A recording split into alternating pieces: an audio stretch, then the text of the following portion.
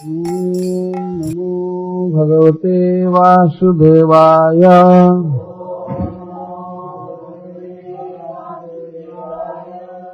ओम नमो भगवते वासुदेवाय।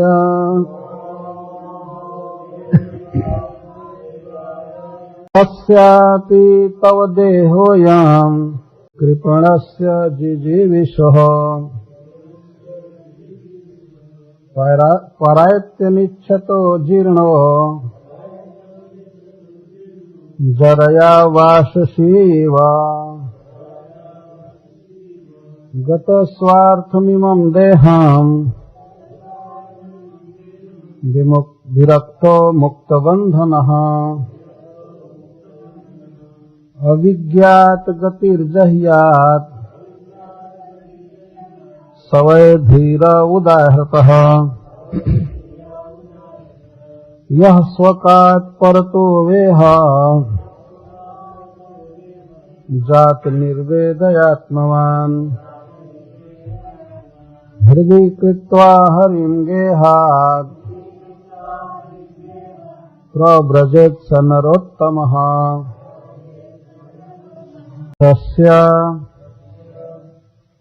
उसका अपि भी तव आपका देह देह आयाम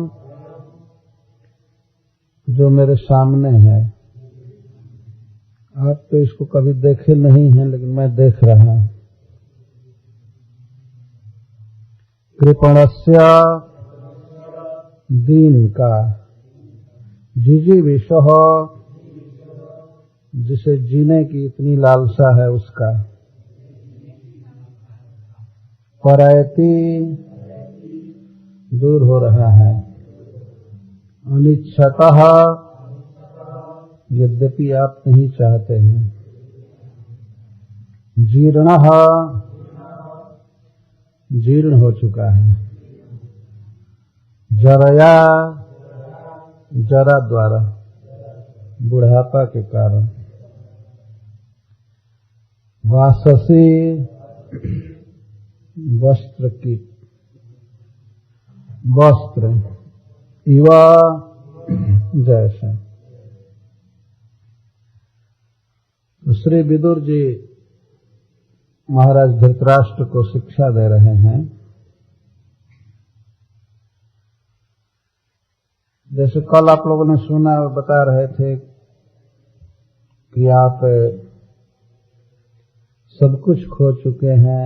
आपके पुत्र मर गए, आपके पिता पितामह संबंधी भाई सभी काल के गाल में चले गए, और फिर भी आप शत्रु के घर में पड़े हुए हैं और आप चाहते हैं कि हम जीवित रहें। धिक्कार है महाराज आपकी इस बुद्धि पर। इतना अज्ञ आपको नहीं होना चाहिए। और भी दुख लगने वाली बात कहे कि आप भीमसेन के हाथ से खा रहे हैं, ये ठीक नहीं। जिस व्यक्ति ने आपके 100 पुत्रों का वध किया और वो आज खिला रहा है, आपको परोस रहा है, छी छी, ऐसे जीवन से कोई लाभ नहीं। आपको मर जाना ठीक है, शरीर छोड़ देना ठीक है, लेकिन इतना गिर करके, इतना लाचार बन करके खाना ठीक नहीं होता। वास्तव में किसी व्यक्ति को चाहिए कि बहुत दीन बन करके कहीं न खाए, कहीं न किसी का कुछ ग्रहण करे। धृतराष्ट्र महाराज की अजीब दशा थी। एक दिन सारे पुत्र मर गए और आकर युधिष्ठिर महाराज के आश्रय में रह रहे हैं और वही खिला रहे हैं, पिला रहे हैं। तो युधिष्ठिर महाराज कभी ऐसा नहीं माने कि धृतराष्ट्र महाराज हमारे शत्रु हैं। वे तो अपने पिता के समान ही उनका आदर करते थे, पांडु महाराज के समान, क्योंकि वो तो अजात शत्रु है। उनके दृष्टि में तो कोई शत्रु जन्मा ही नहीं। जैसे आगे वर्णन आएगा कि धृतराष्ट्र महाराज चले गए हिमालय, तो महाराज युधिष्ठिर बहुत रो रहे थे, हमारे पिताजी कहाँ चले गए। कहाँ चले गए। नारद जी आए, उनके पास रो रहे। तो नारद जी ने कहा कि किसी के लिए चिंता मत करो राजन, यह प्रसंग कल आएगा। नारद जी की शिक्षा युधिष्ठिर महाराज। लेकिन अभी हम लोग आज विदुर जी की शेष शिक्षा पर विचार करेंगे। तो विदुर जी बता रहे हैं कि आपका इस तरह से दीन हो करके, गिर करके किसी का भोजन नहीं करना चाहिए।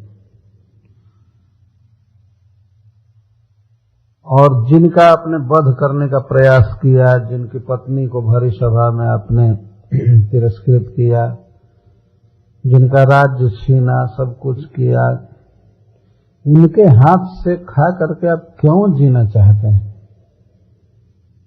दोनों तरह से आपको यहां नहीं रहना चाहिए, यहां नहीं भोजन करना चाहिए। आपने इनको मारने का प्रयास किया और इन लोगों ने तो आपके पूरे परिवार को ही साफ कर दिया कुरुक्षेत्र में।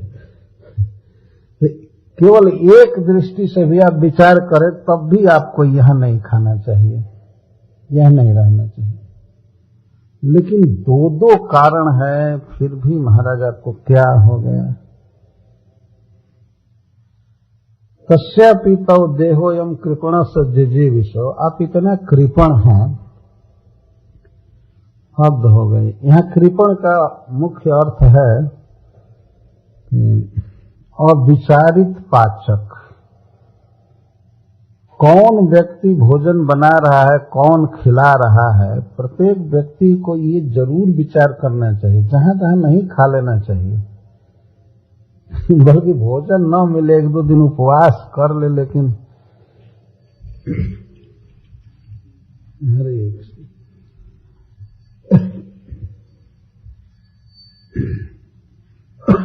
बहुत गिर करके नहीं भोजन करना चाहिए। धृतराष्ट्र महाराज कभी विचार ही नहीं कर रहे थे कौन खिला रहा है, कौन दे रहा है भोजन, बस खा लेते थे। इसलिए जिजीविषो, क्योंकि जीने की उनकी लालसा थी, जीना चाहते थे। प्रश्न यह होगा, वही सभी जीना चाहते हैं, लेकिन क्यों जीवित रहें? सभी से प्रश्न पूछा जा सकता है। जीना जरूरी क्यों?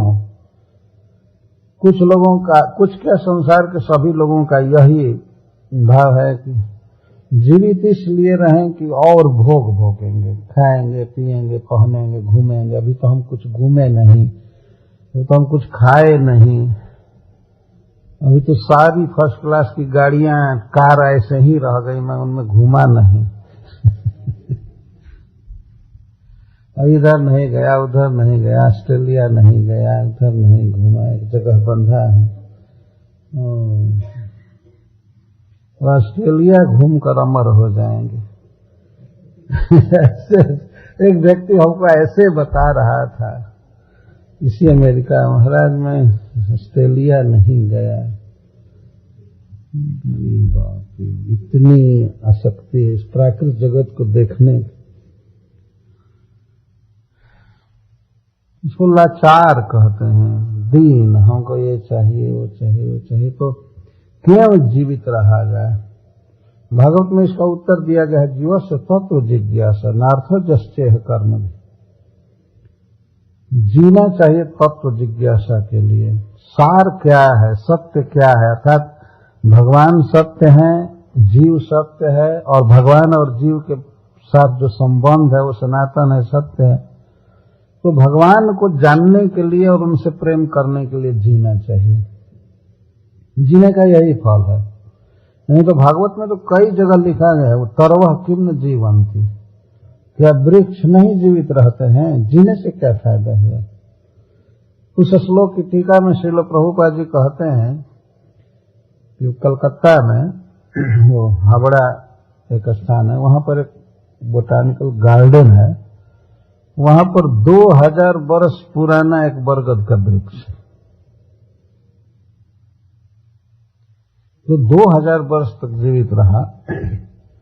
तो मान लीजिए कोई ज्यादा दिन जीवित है, तो जी करके करना क्या चाहता है? जीना चाहिए भगवान को समझने के लिए। समय लगता है भगवान को समझने में और प्रेम उत्पन्न करने में। नार्थो जस्चेह कर्म भी यह न अर्थ। बहुत कर्म करके भोग कमाना या स्वर्ग कमाना ये जीने का लाभ नहीं है। जीने का लाभ है भगवान का भजन करना, समझना। तो धृतराष्ट्र महाराज के जीवन में भजन का तो कोई प्रश्न ही नहीं था। तो भक्तों को ही भूंज देना चाहते थे, जला देना चाहते थे, मारना चाहते थे। भजन क्या करेंगे। और भगवान कृष्ण जाकर भीख मांग रहे थे कि संधि कर लीजिए, यह कीजिए, कुछ नहीं माने। भक्ति क्या करें।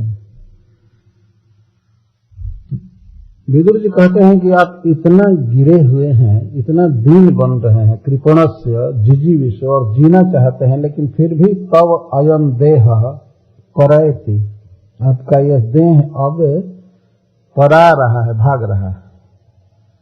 करयति का अर्थ होता है परा जाना। हम लोग हिंदी में कहते हैं भाग जाना।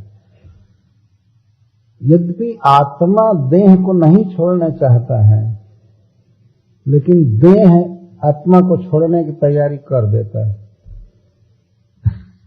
कोई कोई बिरले योगी होते हैं भक्त जो देह को छोड़ते हैं, और बाकी लोगों को तो ऐसा होता है कि आत्मा ही देह छोड़कर चला जाता है, देह ही छोड़कर चला जाता है। देह अयम देह तो परयति, आपका देह भाग रहा है और वो आत्मा का साथ नहीं देगा। आत्मा तो इसी में रहना चाहता है, चाहे बूढ़ा हो शरीर, चाहे कुछ भी हो, इसी में रहना चाहता है। पर शरीर धीरे धीरे आत्मा को छोड़ने की तैयारी करता है। मरते दम तक प्रत्येक जीव आत्मा तो चाहता है कि मैं इसी शरीर में रहूं, लेकिन शरीर नहीं काम करता। धीरे धीरे पैर हाथ इत्यादि खराब होते होते छोड़ देता है। और वो हाय हाय करता है, रोता है कि हाय रे मेरा देह, मेरा देह, ये मैं देह है। तो कुछ भी करे व्यक्ति इस जीवन में, चाहे कितना भी नीच कर्म करे, गिर करके लाचार हो जाए, लेकिन देह तो जाएगा ही। और इसी देह को पोषने के लिए आप भीमसेन के हाथ का भोजन कर रहे हैं। जीना चाहते हैं फिर भी जी नहीं पाएंगे, क्योंकि जरया जीर्ण, जरा के द्वारा आपका शरीर जीर्ण हो गया है। अयम देह से विदुर जी कह रहे हैं कि महाराज ये आपका देह है। अरे मैं पहले देखा था और इस समय देख रहा हूं, आप तो देख ही नहीं सकते, ना आप अपना मुख ऐनक में देखेंगे ना। तो धृतराष्ट्र महाराज तो केवल छूते होंगे, वो देख कर थोड़े समझेंगे कि जवानी में उनका फोटो कैसे था और बुढ़ापा में कैसा हो गया।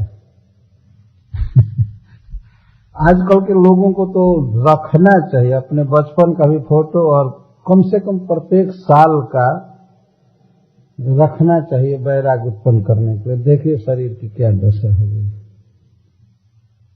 कैमरे का यह लाभ जरूर है आत्म समीक्षा करने के लिए बेहतर तो यह है कि महीने महीने का फोटो रख। गीता में कहते हैं कि 4 चीज का अनुदर्शनम, प्रतिदिन और कंटिन्यूअस दर्शन करना चाहिए। किस चीज का? जन्म, मृत्यु, जरा और व्याधि में क्या दुख और दोष है, इस पर विचार करते रहना चाहिए। यह ज्ञान का एक साधन है। 13वें अध्याय में भगवान बोलते हैं ऐसे ज्ञान बना रहेगा। कभी कभी भक्त लोग पूछते हैं कि कथा सुनते हैं हम लोग तो ज्ञान होता है, लेकिन ज्ञान टिकता नहीं, किस उपाय से टिकेगा? तो भगवान ने 19 उपाय बताया है गीता में ज्ञान टिकने का। अमानित्वम, अदम्भित्वम, ये सब ज्ञान के साधन बताए। वो करने पर ज्ञान एकदम बना रहेगा, कंटिन्यूअस। उसमें भगवान का श्रवण कीर्तन भी है। तो यह देखने की आवश्यकता है। विदुर जी जो अयम तव देह कह रहे हैं, आपका यह देह, तो अयम शब्द बता रहा है कि विदुर जी हाथ से उनको इशारा कर रहे हैं, लेकिन विदुर जी के इशारा को तो देख नहीं रहे हैं, केवल ओरल रिसेप्शन, वहां विजन तो है नहीं, केवल कान से सुन रहे हैं। मतलब जो व्यक्ति अपने शरीर को, जवान शरीर को देखा ही नहीं, बुढ़ापा में भी नहीं देख रहा है, और उसको उपदेश किया जा रहा है कि आपका यह देह परैति, ये भाग रहा है, ये क्षीण हो गया है, बुढ़ापा से ग्रस्त हो गया है, आप तो नहीं देख रहे हैं, लेकिन महाराज मैं तो आपके साथ ही रहा हूं, सब देख रहा हूं। अब लाख गिरिए, इतना गिड़गिड़ाइए, भोजन कीजिए किसी के यहाँ, लेकिन जी नहीं पाएंगे। अब ये शरीर आपका बहुत दिन नहीं चलेगा। परैति, यह वास्तव में धृतराष्ट्र महाराज के लिए उपदेश नहीं है, ये हम लोगों के लिए है। एक बार मैं कथा कहा था, वसुदेव जी कंस को समझा रहे हैं, कंस नहीं समझा। एक भक्त हमसे वृंदावन में पूछा, महाराज जब कंस समझा ही नहीं तो ये इस उपदेश को भागवत में वेदव्यास जी ने क्यों रखा है? उन्होंने कहा आपके लिए श्रवण कीर्तन करने को कहा जाता है, तो ये सब चीज हम लोगों के लिए वास्तव में है। विचार करना चाहिए प्रत्येक व्यक्ति को कि हमारा शरीर पहले क्या था, अब क्या हो गया, और एक दिन क्या होगा। जिस दिन आत्मा छोड़ करके चला जाएगा, उसके बाद शरीर की 3 गति में से एक गति होगी। या तो कब्र में जाएगा, नहीं अग्नि में जलाया जाएगा, या फेंक दिया जाएगा कहीं नदी में या पहाड़ में। तो जमीन में डाल दिए जाने के बाद कृमि हो जाएगा, कीड़े सब, शरीर ही सड़ करके कीटमय हो जाएगा, कृमि। और आग में जलाए जाने पर भस्म, और गंगा जी में या कहीं फेंक दीजिए, कछुआ खा जाए, कहीं कोई सियार गिद्ध खा जाए तो उसका बीट बन जाए, मल बन जाए। 3 में से एक गति तो होगी। आज चाहे इसकी जो भी संज्ञा हो, इसकी संज्ञा ब्राह्मण, साधु, प्रेसिडेंट, राष्ट्रपति, जो कुछ भी संज्ञा हो, लेकिन लास्ट में क्या संज्ञा होगी? कृमि विद भस्म संज्ञित। आज राजा की संज्ञा रहेगी, लेकिन कल इसको कृमि संज्ञा लेना है, ये शरीर की दशा होगी। जो व्यक्ति शरीर में रह रहा है तो वह इस शरीर के कंडीशन पर विचार नहीं करेगा, तो उसके लिए कौन दूसरा विचार करेगा? हम जिस घर में रह रहे हैं, अब घर गिर रहा है, इसका मोर्गेज देना है, क्या करना है, खुद हम ही नहीं सोचेंगे तो दूसरा कौन सोचेगा? दूसरा चलिए घर पुराना हो गया, सारा पानी भीतर आने लगा, नल खराब हो गया, बिजली खराब हो गई, यह खराब हो गया, ये खराब हो गया, अब ये गिरेगा, तो गिरने से पहले निकल कर भाग जाना चाहिए ना। उस घर में से चाहे उसको रिपेयर करना चाहिए, पर ये घर तो ऐसा है कि अब ये रिपेयर करने से नहीं चलेगा, तो सीधा शिफ्ट ही करना पड़ेगा, सीधा दूसरा।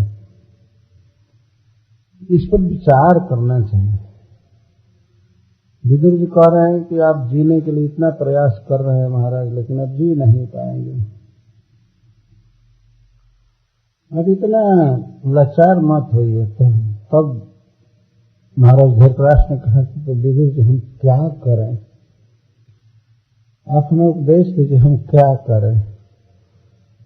तो विदुर जी कहते हैं महाराज आप धीर बनिए, धीर बनिए। धीर का अर्थ होता है कि धैर्य धारण करे। जीवन का लाभ प्राप्त करने के लिए यहाँ जो भी सुख दुख हो उसको सहे, उसको धीर कहते हैं। महाराज धृतराष्ट्र ने पूछा कि हम क्या करें? विदुर जी ने कहा कि धीर बनिए। तो फिर महाराज धृतराष्ट्र पूछे कि धीर किसे कहते हैं? तब वो धीर की परिभाषा बता रहे हैं, डिफिनेशन बता रहे हैं। गत स्वार्थ निमन देहम विरक्तो मुक्त बंधन। थोड़ा कम कीजिए, अयो थोड़ा सा कम कीजिए। गत स्वार्थ निमन देहम विरक्तो मुक्त बंधन हम अविज्ञात गतिर्जह्यात् सवै धीरा उदाहृतः। जो व्यक्ति यश और धर्म आदि से शून्य इस देह को त्यागता है, ऐसे स्थान में जहां पर उसके स्वजन न जाने और जो परिवार से दूर हो जाता है तथा यह मैं हूं और मेरा का अभिमान त्याग देता है, वह व्यक्ति धीर उदाहरण वो धीर कहा गया धीर कहा गया। श्रीमद् भगवद गीता में भगवान धीर शब्द बताए हैं। देहेस्मिन् यथा देहे कौमारम यौवनम जरा तथा देहांतर प्राप्ते धीरस्तत्र न मुह्यते। अरे घर द्वार छूटेगा ये क्या बड़ी बात है, एक दिन देहांतर होगा, देह छोड़ना पड़ेगा, एक देह से दूसरे देह में जाना पड़ेगा। लेकिन जो व्यक्ति इसमें कोई दुख नहीं मानता है, जैसे बचपन बीत गई जवानी आ गई तो कोई दुख नहीं हुआ, जवानी बीत गई बुढ़ापा आ गई तब भी कोई दुख नहीं हुआ। आत्मा को दुख नहीं होता है, बल्कि सोचता है मेरा अनुभव बढ़ रहा है और हाँ कोई न कोई गुण का आरोप कर लेता है व्यक्ति। एक बार हम लोग एक व्यक्ति को प्रीचिंग कर रहे थे कि भगवान का नाम लीजिए, भगवान का नाम लीजिए। एक लड़का था 15-16 वर्ष का, वो बता रहा था कि भगवान का नाम लीजिए, ये नियम है, ये 4 नियम पालन कीजिए। एक व्यक्ति थे, उनकी दाढ़ी लंबी लंबी थी और पकी हुई थी, तो वे कहते हैं तुमको बोलने में शर्म नहीं आती है, तुम्हारे जैसे हमारे पुत्र का पुत्र हुआ है, नाती है, पौत, और हमको तुम सिखाते हो क्या ऐसे ही हमारी दाढ़ी पकी है, ऐसे ही हमारी दाढ़ी पकी है। दूसरा एक लड़का था जोकर टाइप का, मेरे साथ रहता था, वो कहा कि ऐसे ही दाढ़ी पकी है, क्या समझते हो, ये ज्ञान के मसाला से पकाए हैं, ऐसे ही थोड़े दाढ़ी पकी है। अब तो और बमक गए अरे ज्ञान हो चाहे न हो, दाढ़ी तो ऐसे पक ही जाएगी, है ना। व्यक्ति क ख ग भी न पढ़ा हो, कुछ भी नहीं, लेकिन ये तो काल से दाढ़ी पक ही जाएगी। कि दाढ़ी पक गई है इसीलिए वो ज्ञानी हो गया है, यह बात नहीं है तो कहते ऐसे ही दाढ़ी नहीं पकी है। ये कहिए कि बहुत दिन के हैं, लेकिन बहुत दिन का होने से थोड़े ज्ञान हो जाएगा। ज्ञान तो ग्रहण करने से, पढ़ाई करने से होता है ना। तो धीर शब्द यहाँ बताया जा रहा है कि जब कोई व्यक्ति यह देखता है कि मेरा देह है गत स्वार्थ हो गया, गत स्वार्थम इमम देह। स्वार्थ का क्या अर्थ है? स्व अर्थ स्वार्थ। स्व का अर्थ है अपना और अर्थ का अर्थ है प्रयोजन। इस देह से कुछ स्वार्थ कमाना होता है। क्या स्वार्थ है? यश और दया नहीं, यश और धर्म इत्यादि, इसको स्वार्थ कहा गया। धर्म का अर्थ है भगवान की भक्ति करना, भगवान की आज्ञा का पालन करना, इसी देह से भजन होता है। लेकिन अतिशय बुढ़ापा जब आ जाती है तो व्यक्ति अब भजन भी नहीं कर पाता, तो धर्म शून्य हो जाता है। और परोपकार आदि करता है इस देह से तो उसको यश प्राप्त होता है। लेकिन बुढ़ापा में यह देह परोपकार से या भगवत भजन से शून्य हो जाता है, कोई काम नहीं करता है, न तो घर का काम कर पाता है, न भजन का काम, कुछ नहीं। तो इसको गत स्वार्थ कहते हैं। विश्वास रखिए, वास्तव में तो परम सत्य है कि एक दिन शरीर की यह दशा हो जाएगी कि कुछ भी काम लायक नहीं रह जाएगा। इसको गत स्वार्थ कहते हैं। स्वार्थ ही जवानी में तो कुछ भी है, कुछ आदमी कमा रहा है, खा रहा है, कुछ कर रहा है, लेकिन बुढ़ापा में गत स्वार्थ।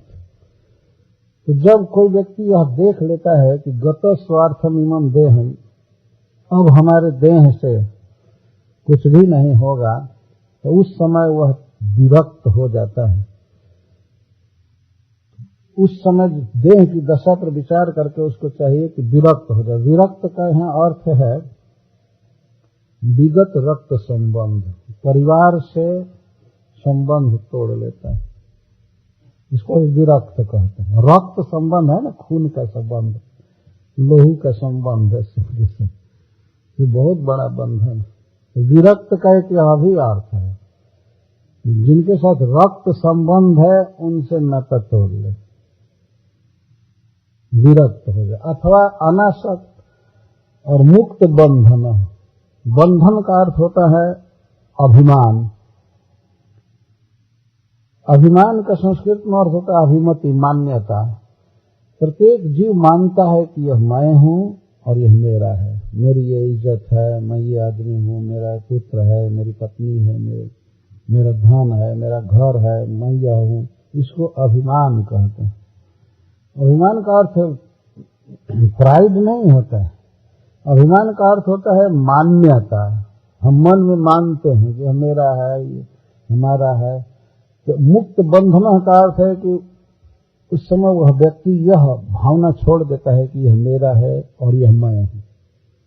मुक्त बंधन, एक तो विरक्त और मुक्त बंधन हो करके, और अविज्ञात गति जहियत समय धीरा उदाहरता, वह चला जाता है किसी अलक्षित स्थान में। अविज्ञात गति, न विज्ञाता गतिर्जस्य, उसकी गति कहाँ है, क्या कर रहा है, क्या खा रहा है, ये स्वजनों को पता नहीं चलना चाहिए। नहीं तो अगर मान लीजिए कोई बेटा है और पता लगा लेगा कि हमारे पिताजी वृंदावन में दुख भोग रहे हैं, तो तुरंत वहां से उठा करके इधर ला देगा। इसलिए बताना नहीं चाहिए। अविज्ञात गति, कहीं एकांत स्थान में, हिमालय में या धाम में जा करके इस देह को जो छोड़ देता है उसको धीर कहा गया। देह छोड़ते समय हमेशा बताया गया है कि परिवार से अलग रहना चाहिए। देह छोड़ते समय तो धीर की परिभाषा विदुर जी बता रहे हैं, इसको धीर कहते हैं। जो इस तरह से अभिमान छोड़ दे, अभिमति छोड़ दे कि मेरा है, वो मेरा है, नहीं अभिमान छोड़ेगा तो कहीं एकांत में जा भी नहीं पाएगा ना। अब तो भावना है कि ये मेरा घर है, बहुत सुंदर है, सारा सब कुछ से परफारनालिया है घर का, कितना सामान ला करके होम डिपो से रखे हैं होम डिपो और फर्नीचर, सोने का, ये सब। तो तीर्थ में जाना चाहेगा आदमी, वहां गया, कहीं आसन भी डाला तो दूसरा आदमी कुत्ते की तरफ डालता है, यहाँ क्यों, उधर जाओ। जब वृंदावन में ऐसा होता है तो जिसको अभी अभिमति है कि मैं एक धनी व्यक्ति हूँ और मैं अमेरिका से आया हूँ, मैं इतना सुखी हूँ, मेरे पुत्र इतने ओबेडिएंट हैं और यहाँ ये हमारा तिरस्कार कर रहा है, उसी दिन वो उठेगा, भाग जाएगा, यह नहीं रहेगा। लेकिन इसको कहते हैं मुक्त बंधन। बंधन यही है वास्तव में, जो उपाधि है कि मैं यह हूं, यही बांधा हुआ है जीव को, बंधन। तो मुक्त बंधन होकर के और अपने स्वजनों से अलक्षित स्थान में अलक्षित तरीके से जो इस देह को छोड़ देता है उसको धीर कहा गया। सवै धीरा उदाहरता। उदाहरता शब्द का अर्थ है कि मैं नहीं कह रहा हूं, सभी महात्मा जन कहते हैं कि ऐसे व्यक्ति को धीर कहा गया, धीर कहा जाता है।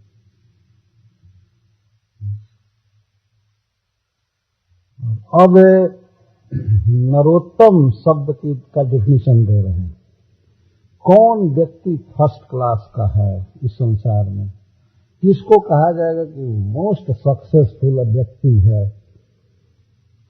उसको बता रहे हैं। यह स्वकात परतो वेह जात निर्वेदयात्मवान हृदय कृत्वा हरिं गेहात् प्रव्रजेत स नरोत्तमः। जो व्यक्ति चाहे स्वयं ही स्वकात, स्वकात का अर्थ बिना किसी के सिखाए स्वयं ही ज्ञान हो गया पढ़ने से या चाहे अनुभव से, जैसे भी स्वयं अपने से अथवा परतः दूसरे के सिखाने से, दूसरे के कथा से, प्रवचन से, उपदेश से, स्वयं अथवा दूसरे को उपदेश से जिस व्यक्ति के हृदय में जात निर्वेद वैराग्य उत्पन्न हो जाता है। निर्वेद का अर्थ वैराग्य, और निर्वेद का मुख्य अर्थ है कि अब काम धंधा ये सब ड्यूटी से मन हट जाता है, परिवार आदि से उसकी ममता समाप्त हो जाती है, चाहे स्वयं हो अथवा दूसरे के उपदेश से हो। और उस समय वह व्यक्ति आत्मवान बनता है, मन को वश में रखता है, और हरिन हृदय कृत्वा श्री कृष्ण को, भगवान को हृदय में ले करके गेहात प्रव्रजेत, और घर छोड़ करके चल देता है सवई नरोत्तम, स्वनरोत्तम, प्रव्रजेत स नरोत्तम। फर्स्ट क्लास का आदमी वही है जो घर छोड़ करके चल दे। कैसे घर छोड़ करके चल दे? किस रूप में? हरिम हृदय कृत्वा, हृदय में कृष्ण को लेकर चल दे। इसका मतलब है कृष्ण चरणार बिंद की प्राप्ति के लिए जो व्यक्ति घर छोड़ देता है, चाहे स्वयं अथवा दूसरे के सिखाने से, मन को बस में रखा है, केवल उसके सामने वो कृष्ण है, कृष्ण है, कृष्ण को पाना चाहता है, और घर गृहस्थी के झंझट से दूर हो जाता है, वही इस संसार में फर्स्ट क्लास का आदमी, नरोत्तम, मनुष्यों में सबसे अच्छा व्यक्ति वही। यह श्रीमद् भागवतम निष्कपट धर्म का उपदेश करता है। इसमें फ्लैटरी नहीं की गई है, चापलूसी नहीं की गई है कि लोग अच्छा माने किसी को उपदेश को।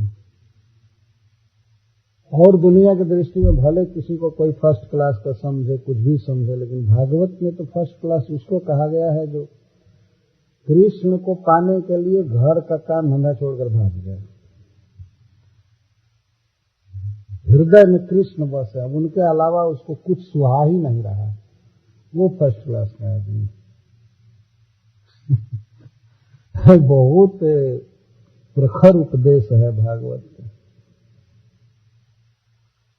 गृहस्थों पर तो ऐसा लगेगा जैसे कि उनको डंडा से मारा जा रहा हो, ऐसा कथा है कि सताना है क्या है।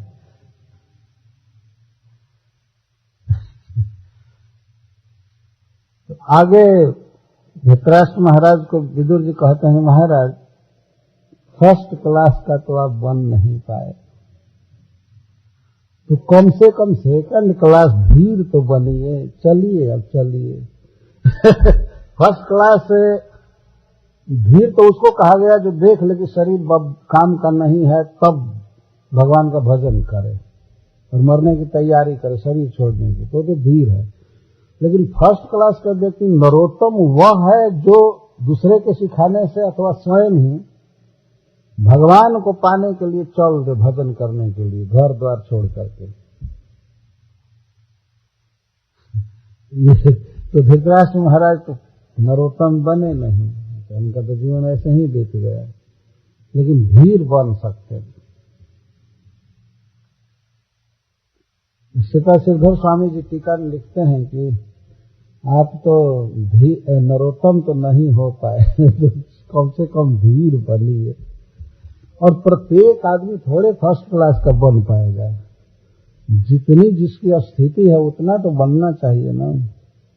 चलिए कम से कम घर गृहस्थी में रहते हुए ही भजन किया जाए। हरे कृष्णा कृष्णा कृष्णा हरे हरे, हरे राम राम। लेकिन यह फर्स्ट क्लास का नहीं है, घर गृहस्थी में रहते हुए भगवान का भजन करना है। घर गृहस्थी को तिलांजलि देकर 24 घंटा कृष्ण का भजन करना, ये फर्स्ट क्लास का काम है। स्टैंडर्ड भागवत में ये स्थापित किया गया है। अब हम जितना भी बढ़ें अपनी शक्ति के अनुसार ठीक है, लेकिन स्टैंडर्ड ये है, सर्व त्याग करे कृष्ण रा भजन, सर्व त्याग करके कृष्ण का भजन कर। घर गृहस्थी में बहुत काम करने पड़ते हैं दूसरे उद्देश्य, परिवार को चलाने के लिए, मेंटेनेंस के लिए, बच्चों के लिए, अपने लिए, और भगवान का स्मरण, कीर्तन, भजन आदि बाधित होता रहता है, छूटता रहता है। वैष्णवों की बात कर रहे हैं, जो वैष्णव हैं, भगवान का भजन करते हैं, उनका भी भजन वास्तव में गृहस्थी के कारण बाधित होता रहता है। ये तो प्रत्येक गृहस्थ का अनुभव है।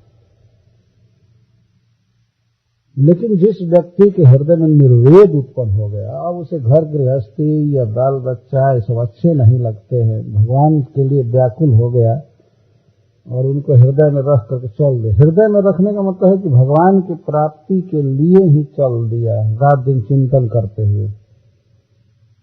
हरिम हृदय कृत्वा, हरि को हृदय में करके हृदय में करके हृदय में बसा कर धसा करके चल दे। कहीं भी कोई व्यक्ति जाता है तो किसी न किसी को हृदय में वो ढो करके जाता है, कहीं जाता है, चाहे कार चला रहा हो, कुछ भी, जिसका स्मरण हो रहा है, जिसे मिलने की लालसा है, जिसको कुछ देने की, सुखी करने की, तो ये माना जाएगा कि उसी को हृदय में लेकर के वो चल रहा है। आदमी कार में बैठता है लेकिन उसके हृदय में पूरा परिवार बैठा हुआ जाता है।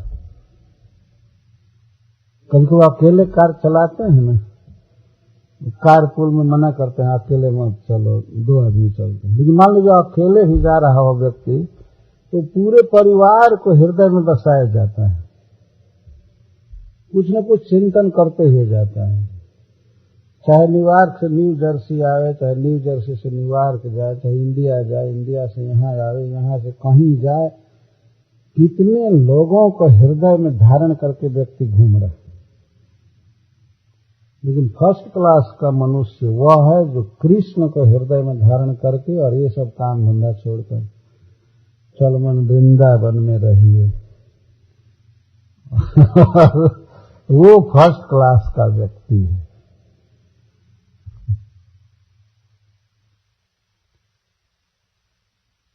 यहाँ एक बात आश्वासन की है, विदुर जी कहते हैं कि आप फर्स्ट क्लास का तो नहीं बन पाए नरोत्तम नहीं बन पाए, तो धीर तो बनिए, चलिए चलिए चलिए हिमालय। कोई आपका स्वजन युधिष्ठिर आदि न जाने और आप चलिए गंगा जी के तट पर, उधर शरीर त्याग दीजिए हिमालय में, मैं रहूंगा साथ में। अब आपका शरीर कितना दिन जीवित रहेगा। और ये जो उपदेश कर रहे थे धृतराष्ट्र महाराज को, उसके 7वें दिन वो शरीर छोड़ दिए महाराज धृतराष्ट्र। इसी में भागवतम में लिखा हुआ, ले जा रहे। यह एक महाभागवत के द्वारा बोला हुआ श्लोक है, भगवान जमराज के द्वारा, जो विदुर जी के रूप में आए। अपनी अपनी मान्यता के अनुसार लोग जीवन की सार्थकता चाहे कुछ भी समझें, लेकिन विदुर जी का यह स्टेटमेंट है कि नरोत्तम वो है जो भगवान के लिए सब कुछ छोड़ देता है। ऊपर वाले में देह छोड़ने की बात आई है और इसमें गेह छोड़ने की बात आई है।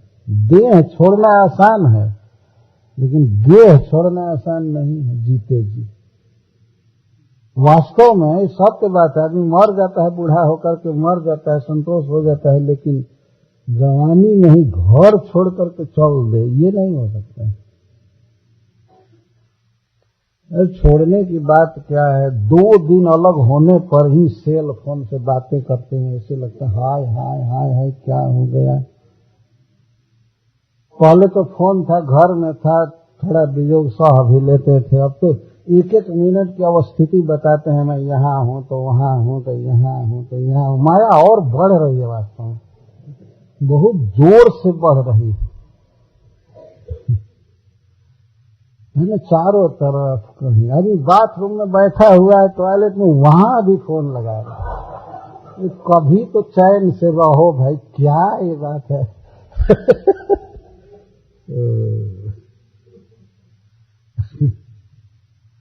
घर में आंसरिंग मशीन बोल रही है, और स्वयं सेल फोन लिए हैं। स्वजनों से, खासकर परिवार के लोगों से जितना दूर रहने का प्रयास करे वो अच्छा है।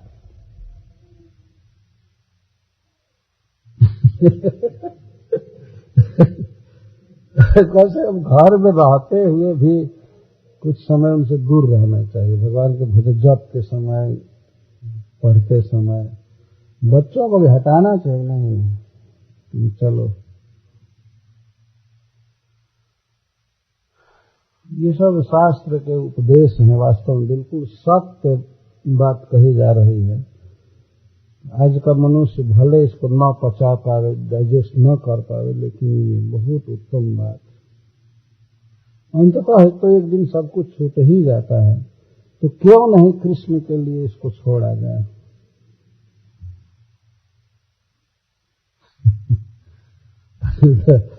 ऐसे आएगा गरिष्ठ। भागवत में आप देखेंगे कि ज्ञान, भक्ति और वैराग्य तीनों का खूब वर्णन।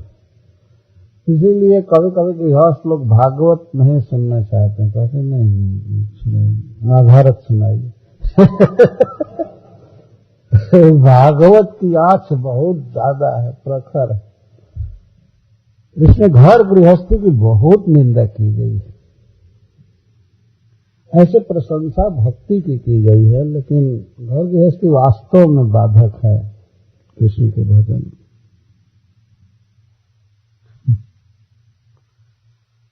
यदि घर गृहस्थी में न हो, व्यक्ति भगवान के भजन में हो, तो कहीं भी तीर्थ में जब मन करे घूम सकता है, जा सकता है, आ सकता है, जा सकता है। गृहस्थ व्यक्ति घूम नहीं सकता। कभी छुट्टी हुई, इधर उधर टूर में चला गया, लेकिन ये कहीं जगह काम करना है, रहना है, करना है। ऐसे भी बहुत भारी बंधन है। हमसे एक व्यक्ति बाल्टीमोर में कहता था, महाराज अब सालों भर घूमते ही रहते हैं। तो तब क्या करे, आप पर कोई जिम्मेवारी नहीं है, जिम्मेवारी घूमने की है, और क्या है। एक दिन यहाँ रहे, 2 दिन वहाँ रहे, 4 दिन वहाँ रहे, भगवान की बातें कहते हैं, भक्तों का संग करते हैं। गृहस्थ होने पर तो एक जगह बंधन है।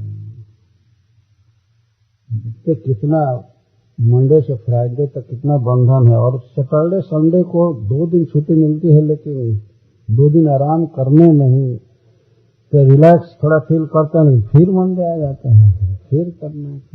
हम लोगों के लिए कोई अंतर नहीं, मंडे हो चाहे संडे हो चाहे कुछ भी, कोई ऐसा बहुत बड़ा बंधन नहीं है। यही करना है।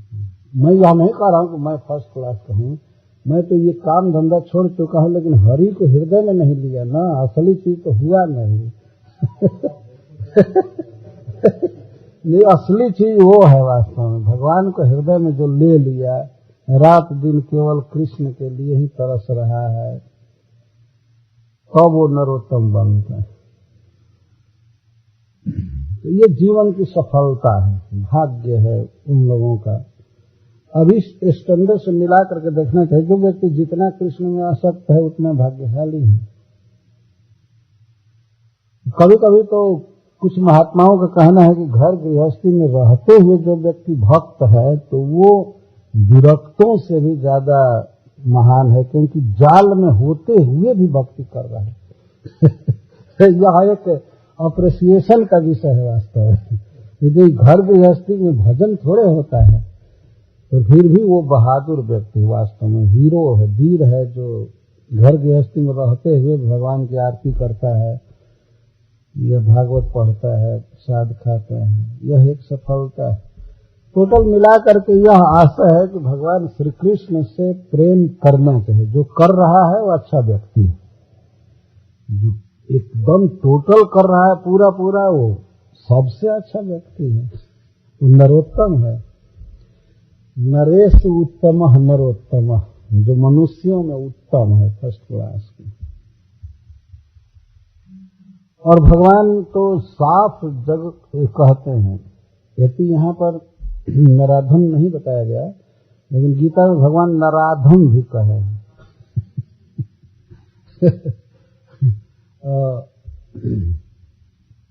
नमाम दुष्कृतिनो मुद्धा प्रपद्यन्ते नराधमा।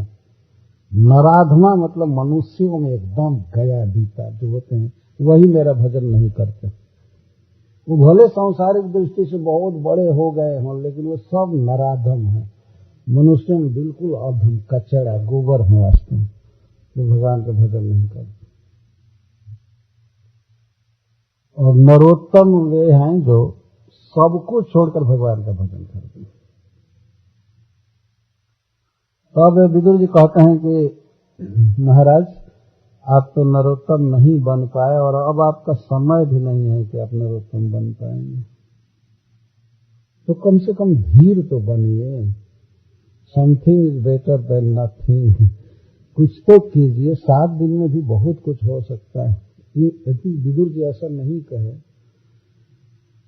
7 दिन, तो कहते हैं अथो दीक्षिण दिशम जातु स्वैरज्ञात गतिर्भवान इतोर्वाक् प्रायशः कालः पुंसाम गुण विकर्षण। अतः अथ का यहाँ अर्थ है अतः, इसलिए उदीचिम दिशम जातु, आपको चलना चाहिए अब उदीची दिशा, उत्तर दिशा में चलिए। पहले के लोग भारतवासी घर गृहस्थी बुढ़ापा में छोड़ करके उत्तर दिशा में जाते थे, हिमालय की ओर जाते थे। उत्तर दिशा में हिमालय है, उदीची दिशा का अर्थ है हिमालय। अब आपको उत्तर दिशा की ओर चलना चाहिए।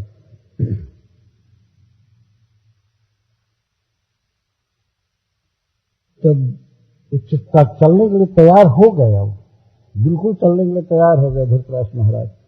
लेकिन वे कहे कि युधिष्ठिर से भीमसेन से पूछ लेते हैं, तो कहते नहीं, स्वयं अज्ञात गति भगवान, स्वयं अज्ञात गति, अपने स्वजनों द्वारा आपकी गति, आप कहाँ जा रहे हैं, कैसे जा रहे हैं, ये पता नहीं होना चाहिए, नहीं तो आपको जाने नहीं देंगे। जो ही धृतराष्ट्र महाराज कहते युधिष्ठिर से कि बेटा मैं अब हिमालय जाना चाहता हूँ, तो महाराज तो रोने लगते, नहीं नहीं हम यहाँ सेवा करेंगे, आप अंधे व्यक्ति कहाँ जाएंगे, गंगा में गिर पड़ेंगे, खड्डा में गिर पड़ेंगे, कुछ भी हो जाएगा, नहीं हम इस उम्र में आपको नहीं जाने देंगे, बाधा हो जाती। तो विदुर जी कहते हैं स्वयं अज्ञात गति भगवान, स्वयं करते स्वजन ही अज्ञात गति, अपने जो व्यक्ति हैं आपके, उनको पता नहीं होना चाहिए कि आप कहाँ जा रहे हैं। ये रात के समय बात हो रही है। अपने व्यक्ति तो इनके इमीडिएट शरीर के संबंधी तो नहीं थे, सब मर गए थे, लेकिन युधिष्ठिर आदि भी तो अपने ही थे, अपने परिवार के थे, तो वे न जान पावे, कोई न जान पावे। तो आप चलिए। फिर भी धृतराष्ट्र महाराज कहते हैं कि क्या अभी जाना जरूरी है कि कुछ दिन और बिता ले? नहीं नहीं, इतोर्वाक प्रायशः कालो पुंसाम गुण विकर्षण, इतो अर्वाक, इतः अर्वाक, इसके बाद जो समय आने वाला है महाराज, वो मनुष्यों के सभी गुणों को खत्म करने वाला समय आ रहा है। धैर्य दया आदि गुण समाप्त हो जाएगा, जीव भोगों के लिए ललायित होंगे, उनमें दया नहीं रह जाएगी, सारे गुणों पर पानी फेरने वाला समय आ रहा है। और बात यह थी कि विदुर जी तो जानते थे कि भगवान पृथ्वी को छोड़कर चले गए हैं, जब तक भगवान यहाँ रहते हैं तो उसी तरह से मनुष्यों का मन धर्म में लगा रहता है, जैसे सूर्य के आकाश में होने से कुछ न कुछ उजाला रहता ही है। लेकिन भगवान पृथ्वी को छोड़ चुके हैं और विदुर जी ये कह रहे हैं कि आगे बहुत खराब समय आने वाला है। वो तो आ चुका था, लेकिन उसके बाद दिन पर दिन खराब समय आने वाला है। और यह बात बिल्कुल सत्य है, हम लोगों को भी जानना चाहिए कि इसके बाद जो समय आ रहा है वो इससे भी खराब होगा और खराब होगा और खराब होगा, वो अच्छा समय नहीं आने वाला है। इतोर्वाक प्रायशः कालो पुंसाम गुण विकर्षण, विकर्षण का अर्थ आच्छिन्नति, गुणों को छीन लेगा काल, समय, बहुत खराब समय आ रहा है महाराज, इसलिए जल्दी निकलिए और अभी निकलिए, चले अभी चलिए। इस तरह से उपदेश कर रहे थे रात के समय। यह विचार हम सभी भक्तों को करना चाहिए। हम लोग योजना बनाते रहते हैं कि आगे ये करेंगे, आगे हम ठीक से करेंगे, आगे करेंगे, लेकिन सबसे अच्छा समय अभी है। इसके बाद जो समय आ रहा है वो खराब समय है, खराब समय है, दिन पर दिन गलत समय आ रहा है। ये विदुर जी का वाक्य है, इतोर्वा प्रायशः कालो पुंसाम गुण विकर्षण।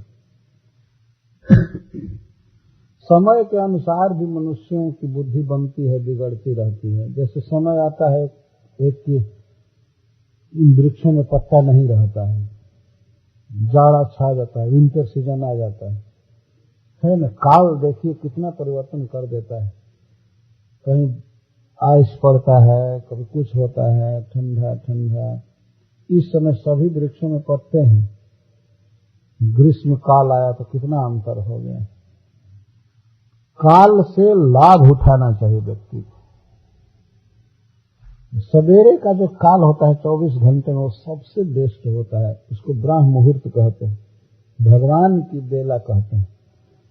हमारे गांव में तो लोग उसे राम राम की बेला कहते हैं अभी भी। और कोई आदमी अगर संसार की चर्चा करे तो कहते क्या राम राम के बेला में ये सब कर रहे हैं, इसी समय मत करो। हम लोग जैसे मंगल आरती का बेला कहते हैं, भगवान के भजन का बेला। दिन के और भाग में हम उस समय को नहीं लौटा पाएंगे। विषयी लोग भी देखते हैं कि वो वॉकिंग करते हैं, भले वे कृष्ण कॉन्शियस नहीं है, हेल्थ कॉन्शियस हैं, लेकिन टहलते हैं, वॉकिंग करते हैं। दिन चढ़ते ही रजोगुण छा जाता है, घोर रजोगुण तमोगुण इसी में रहता है। तो सवेरे का समय अच्छा होता है।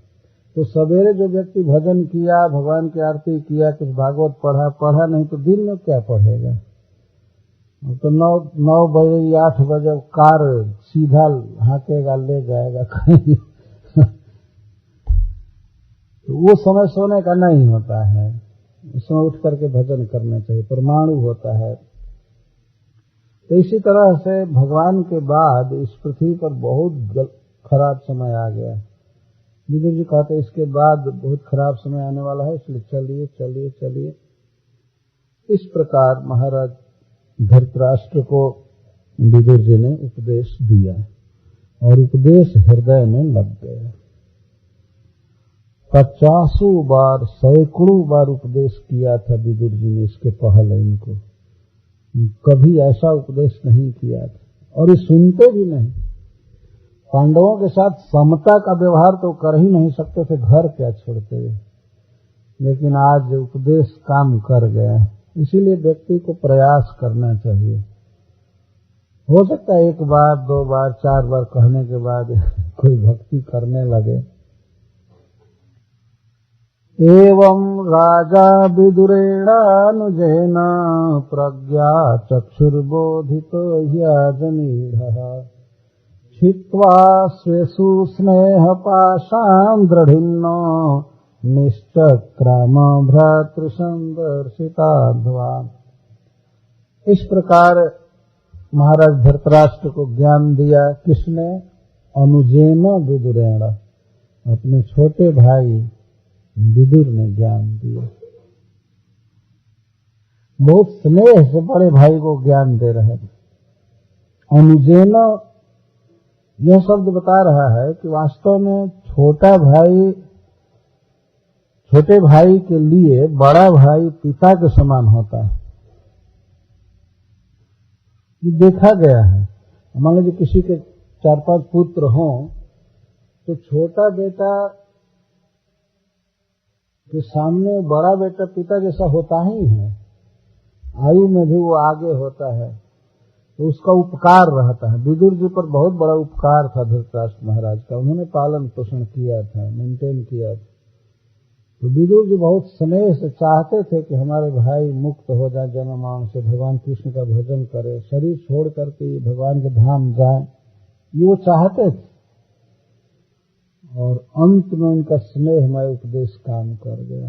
वे कितना कठोर बोल रहे थे कि आप इस घर में पड़े हुए हैं, ये करें वो करें। धृतराष्ट्र महाराज ने स्वीकार किया और कहा कि ठीक है विदुर, चलो।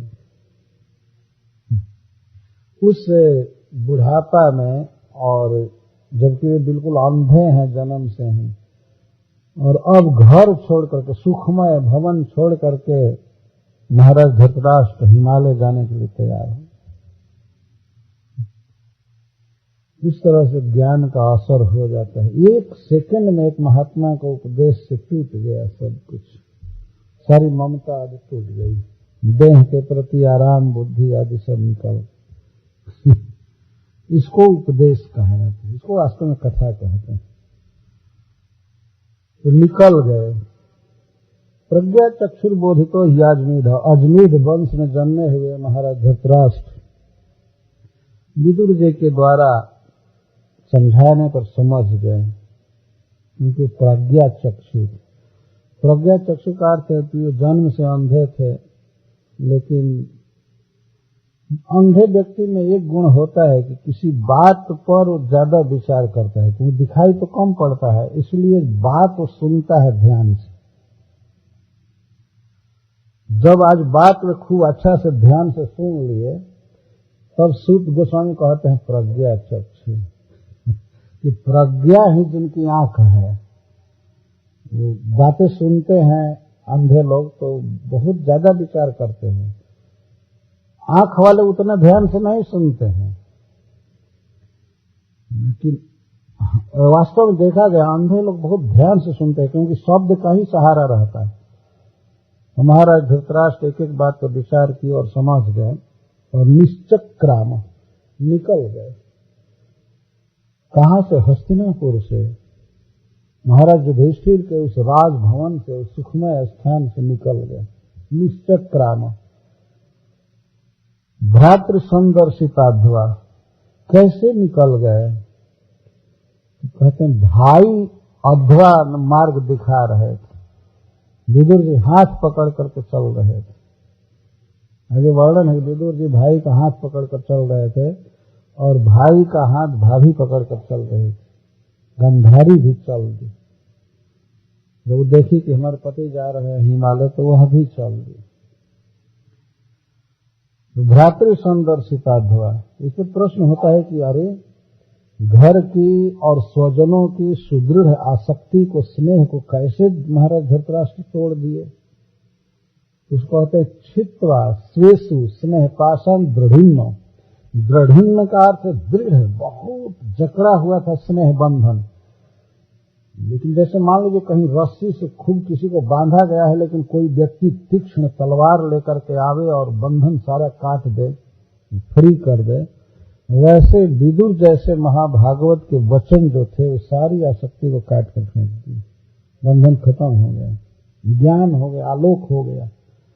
इसलिए वे स्वजनों में बहुत दृढ़ आसक्ति को, स्नेह को भी छोड़ दिए और निकल गए हिमालय जाने के लिए।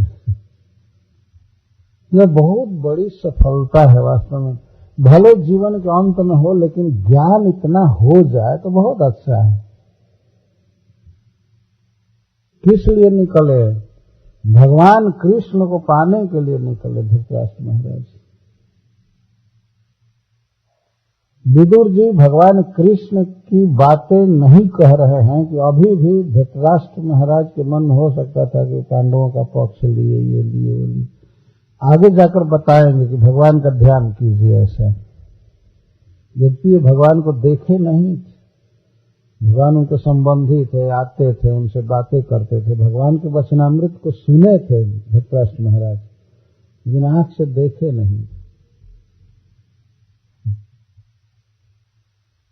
ले जा रहे हैं विदुर जी उनको घर से। जब वे निकलने लगे तब गंधारी भी निकली। यहाँ वर्णन करते हैं, पतिं प्रयान्तं सुबलस्य पुत्री पतिव्रता चानुजगाम साधु हिमालयं न्यस्तदण्ड प्रहर्षम् मनस्विनामिव शतसंप्रहारः। तो कुछ देर आप लोग फ्री हो जाएं, इसके बाद 10 मिनट में फिर हम चालू करेंगे। तो भक्त ने हमसे रिक्वेस्ट किया कि बीच में थोड़ा सा विश्राम देना चाहिए।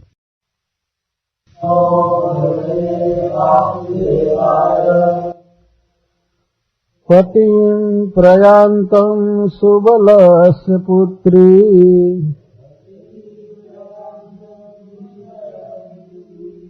पतिव्रता चानुजगाम साध्वी हिमालयं न्यस्तदण्ड प्रहर्षम् मनस्विनामिव सत्संप्रहारः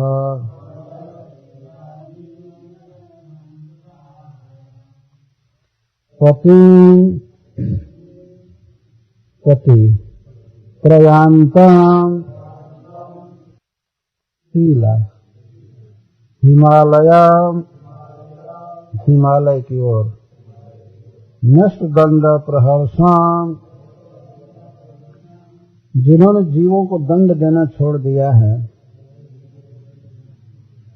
भूत द्रोह से मुक्त हो चुके हैं,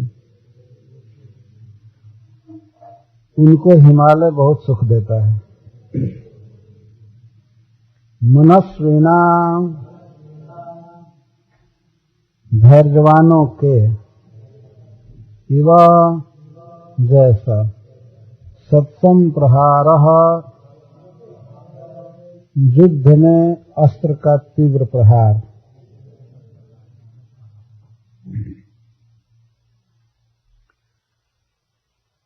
तो जब विदुर जी के उपदेश से महाराज धृतराष्ट्र घर छोड़कर निकलने के लिए तैयार हो गए हिमालय जाने के लिए,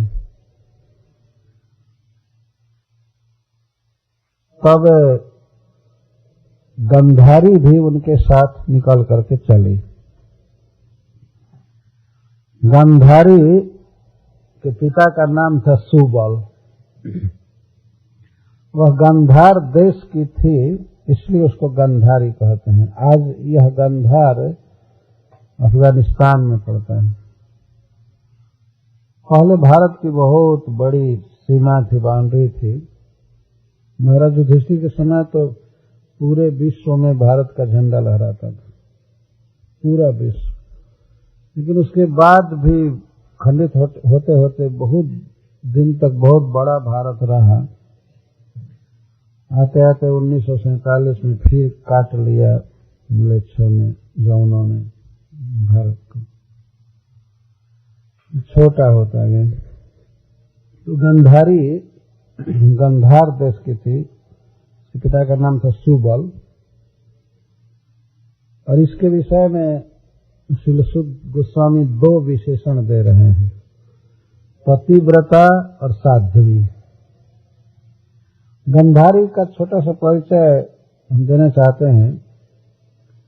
जहां पतिव्रता स्त्रियों की गणना की जाती है वैदिक शास्त्रों में, तो उसमें गंधारी का नाम अवश्य आता है। गंधारी अंधी नहीं थी, लेकिन जब उसे पता लगा कि उसका विवाह एक अंधे व्यक्ति से होने जा रहा है, उसने भी अपने जीवन में निश्चय किया कि जब मेरे पति देव किसी स्त्री को कभी नहीं देख पाए जीवन में, तो मैं भी किसी दूसरे पुरुष को नहीं देख पाऊंगी। तो वह स्वेच्छा से अपने आंखों पर पट्टी बांध ली थी और जीवन भर किसी को नहीं देखी, किसी को नहीं।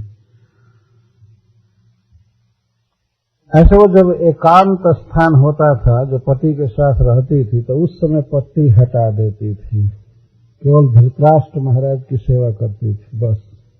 और उस समय कोई पुत्र या कोई दूसरा पुरुष नहीं आ सकता था। कुछ लोग ये समझते हैं कि वो रात दिन पट्टी बांधे रहती थी, धृतराष्ट्र महाराज को भी नहीं देखी थी। ऐसी बात नहीं है। वो धृतराष्ट्र महाराज के अलावा और किसी को नहीं देखती थी, हमेशा पट्टी बांधे रखती थी। और यही आशा था कि जब हमारे पति देव दूसरी स्त्री को नहीं देख सकते हैं तो मैं क्यों दूसरे पुरुष को देखूंगी। इस प्रकार की स्त्रियां भारत में हुई हैं। वास्तव में स्त्रियों के सत्कर्तव्य से, सत्कर्म से भारत का मुख बहुत उज्जवल हुआ। और पत्नी जितना पतिव्रता हो उतना ही अच्छा माना जाता है उसके लिए। आजकल की स्त्रियों को भी सीखना चाहिए गंधारी से, कम आंख पर पट्टी न बांधे लेकिन टीवी न देखें पति के बिना, क्योंकि सब टीवी में तो दूसरे ही पुरुष आते रहते हैं ना। तो कभी देखना भी हो तो पति के साथ देखना चाहिए, पति के बिना तो टीवी को दुश्मन समझना चाहिए वास्तव में। ऐसा नहीं पति जॉब पर निकले, काम पर गए, बस अब फ्री होकर के दिन भर बैठ करके देखना, ये तो अधोगति है, पाप है वास्तव।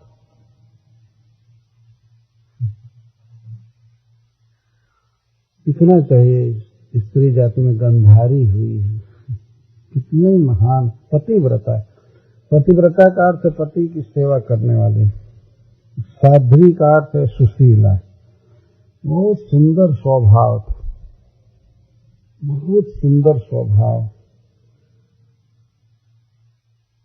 हम लोग महाभारत में पढ़ते हैं कि उसकी बहन थी, बहन नहीं मतलब पांडु महाराज की पत्नी कुंती और धृतराष्ट्र महाराज की पत्नी यह थी। लेकिन दोनों में, जबकि दोनों के पुत्रों में बहुत बड़ा युद्ध हुआ, कई बार राज्य का अपहरण, जुआ खेलने हुआ, लेकिन गंधारी और कुंती में कभी विवाद तक नहीं हुआ। और जब बेचारी गंधारी के पुत्र मारे गए, उसके पति रहने लगे युधिष्ठिर महाराज के साथ, तो युधिष्ठिर सेवा कर रहे थे धृतराष्ट्र महाराज की और कुंती सेवा करती थी गंधारी की।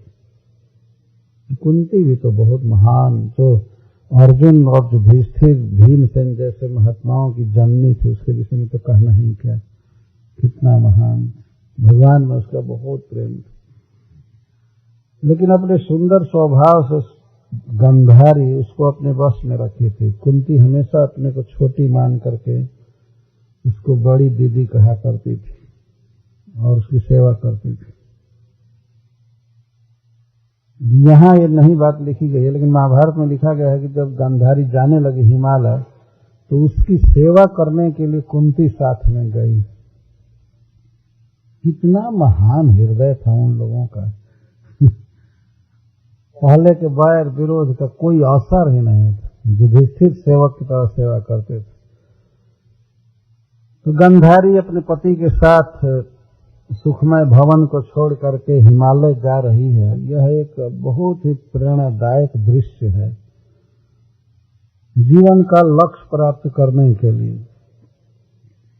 मनुष्य जीवन में खाना, कमाना, संसार बनाना, परिवार बनाना, यह तो होता है, लेकिन वास्तव में अंतिम समय में व्यक्ति को चाहिए कि वो भगवान को पाने के लिए सारी सुख सुविधाओं की अवहेलना करे, छोड़ दे। तो जा रही है हिमालय में, तो इस पर मान लीजिए सौनकादि ऋषि लोग पूछे सूत जी से कि अहो वह सुकुमारी हिमालय के दुख को सहने के लिए कैसे तैयार हो गई। हिमालय में बहुत दुख है। सबसे पहला दुख तो हिम का है, बर्फ ठंडा रहता है, गर्मी के दिन में भी वहां ठंडा रहता है। हिमालय और भी नाना प्रकार के दुख, वन के जीव जंतु, और कहीं न सोने का ठिकाना, न खाने का ठिकाना। तो ऐसे हिमादी दुख बहुल हिमालय में वो कैसे जाने के लिए तैयार हो गई। पहला तो इसका उत्तर यह है कि वो पतिव्रता थी। अगर पति दुख सहने के लिए जा रहे हैं हिमालय, तो यह भी जाने के लिए तैयार हो गई। जैसे भगवान श्री राम वन में गए तो सीता जी भी साथ में चली गई। भगवान रोक रहे थे, बहुत समझाए, वन के दुख समझाए और भी कर्तव्य समझाए। यही ते अधिक धर्म नहीं दूजा, सादर सास ससुर पद पूजा। भगवान सिखा रहे थे कि प्रिय, इससे बड़ा धर्म कुछ भी नहीं है किसी स्त्री के लिए। उसे अपने सास ससुर के चरण की पूजा करनी चाहिए, सेवा करनी चाहिए। वास्तविक धर्म स्त्री का यह नहीं है, लेकिन पति का एक कर्तव्य है कि वह यही सिखावे। पति यह न कहे कि तुम मेरी दासी हो, मेरी सेवा करो और छोड़ो दूसरों को। भगवान श्री राम ऐसे भी कह सकते थे कि जब मुझको वन में किया जा रहा है तो तुम भी अपना सामान उठाओ, चलो अब चलो, क्या रहना है अयोध्या में। भगवान कितना सुशील हैं और सुंदर भाषा में कहते हैं, सास ससुर की सेवा करो, यही धर्म है। सीता जी ने जवाब दिया कि सास ससुर की सेवा करना हमारा धर्म है तब न जबकि आपके साथ हमारा संबंध हुआ। पति के माता पिता हैं इसलिए वे सास ससुर हैं, लेकिन पति को ही जहां वन में भगाया जा रहा है तो अब सास ससुर की क्या सेवा करनी। सीता जी ने कहा कि आप रहिए यहाँ, मैं रोज उनकी सेवा करूंगी, लेकिन आप वन में दुख भोगें और मैं यहाँ सुख से रहूंगी, ये नहीं हो सकता।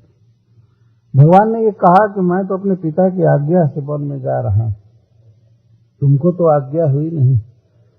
सीता जी कहती हैं, वाल्मीकि रामायण में लिखा गया है कि आप अपने पिता की आज्ञा से वन में जा रहे हैं, हमारे पिता ने भी आज्ञा दिया है। क्या आज्ञा दिया है? जनक महाराज ने कहा है हमारे पिताजी ने कि जहां तुम्हारे पति रहे वहीं रहना है। हमको तो विवाह के पहले ही आज्ञा हो गई, आप वन में जा रहे हैं तो मैं वन में जाऊंगी। परम सुकुमारी नगर में रही हुई, सुंदर भवन में रही हुई गंधारी अपने पति के साथ जंगल जा रही, हिमालय जा रही है। यह बात इस तथ्य को सिद्ध कर रही है कि भगवान की प्राप्ति ही वास्तव में परम लक्ष्य और वही सफलता है मनुष्य जीवन की। भगवान को पाने के लिए यदि कुछ कष्ट सहना पड़े तो उस कष्ट को स्वेच्छा से स्वीकार करना चाहिए, स्वीकार करना चाहिए। चाहे जमीन पर सोना पड़े, बर्फ का दुख हो या उपवास करना पड़े, कुछ भी हो, वो चल दी और चली तो वैसे ही चली। धृतराष्ट्र महाराज का को तो आंखें नहीं थी, वे बेचारे चल रहे थे, लेकिन यह अभी पट्टी बांधे बांधे ही जा रही थी आंख पर। ये प्रश्न होता है क्यों दुख सहले? तो सूत गोस्वामी जी कहते हैं कि मनस्वी नामी व सत्सम प्रहार, जैसे युद्ध में धैर्यशाली क्षत्रिय होते हैं जिनको मनस्वी कहा जाता है। यद्यपि दुख होता है युद्ध में, लेकिन फिर भी शत्रु के तीव्र प्रहार को, बाण को सामने सहते हैं। दुखद है एक दृष्टि से, लेकिन फिर भी उसको स्वीकार करते हैं। उदाहरण दिया जा रहा है, हम लोग वैदिक शास्त्र पढ़ते हैं, सुनते हैं कि वीर युद्ध भूमि से भागते नहीं थे, यह भी जानते थे कि मैं मारा जाऊंगा, क्योंकि युद्ध हो रहा है तो कोई ठिकाना नहीं है कि हम जीतेंगे। भगवान तो अर्जुन तक को कहते हैं हतो वा प्राप्स्यसि स्वर्गम जित्वा वा भोक्ष्यसे महि। वे कहते हैं अगर तुम मारे जाओगे तो स्वर्ग मिलेगा युद्ध में मरने पर, और जीतोगे तो पृथ्वी का राज्य भोगोगे। इसका मतलब कि भगवान गारंटी नहीं दे रहे हैं कि तुम जीतोगे। 11वें अध्याय में वे कहते हैं जेता शिरणे सपत्ना, तुम जीतोगे शत्रुओं को युद्ध में। भगवान ने कह दिया वहां, तुम चिंता मत करो, तुम जीतोगे। लेकिन शुरू में कहे कि मरोगे तब भी ठीक है और जीतोगे तब भी ठीक है। तो युद्ध होने जा रहा है तो वहां मरने की संभावना तो रहती ही है ना। वहां कोई मेंटेनेंस और पोषण के लिए थोड़े कोई जुटता है, एक दूसरे को मारने के लिए जुटता है। लेकिन फिर भी जो वास्तविक वीर होते हैं, धैर्यवान होते हैं, वे शत्रु के तीव्र प्रहार को अपने छाती पर सह लेते हैं, सहते हैं। दुखद है लेकिन फिर भी सहते हैं। उसी तरह से यद्यपि हिमालय की यात्रा, हिमालय का वास दुखद था, लेकिन गांधारी सहने के लिए तैयार हो गई। धृतराष्ट्र महाराज सहेंगे, जीवन के लक्ष्य को पाने के लिए, भगवान का चरणारविंद पाने के लिए दुख सहेंगे। इस तरह से दुख का वर्ण करना चाहिए। इधर बहुत ज्यादा प्रचार है कंफर्ट कंफर्ट कंफर्टर देखते कंफर्ट एक दिन एक मॉल में मैं घूम रहा था तो पढ़ा कंफर्टर, तो मैं पूछा कि कंफर्टर क्या चीज है, क्या आराम देता है। तो ले जाकर दिखाया कि रजाई जैसा था वो कंफर्टर।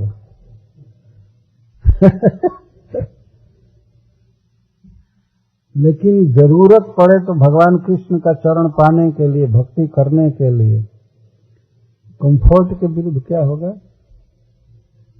डिस्ट्रेस स्वीकार करना चाहिए, स्वीकार करना चाहिए। घर से निकलकर हिमालय जाना मतलब स्वीकार है, ठीक है ठंडा लगे चाहे कुछ भी हो। अब तो शरीर त्यागने जा रहे हैं ना, भगवान को पाने जा रहे हैं, पाएंगे कोई बात नहीं। अब कंफर्ट की परवाह नहीं करनी चाहिए कि यहाँ ये सुविधा मिलेगी, यहाँ ये सुविधा, कोई बात नहीं।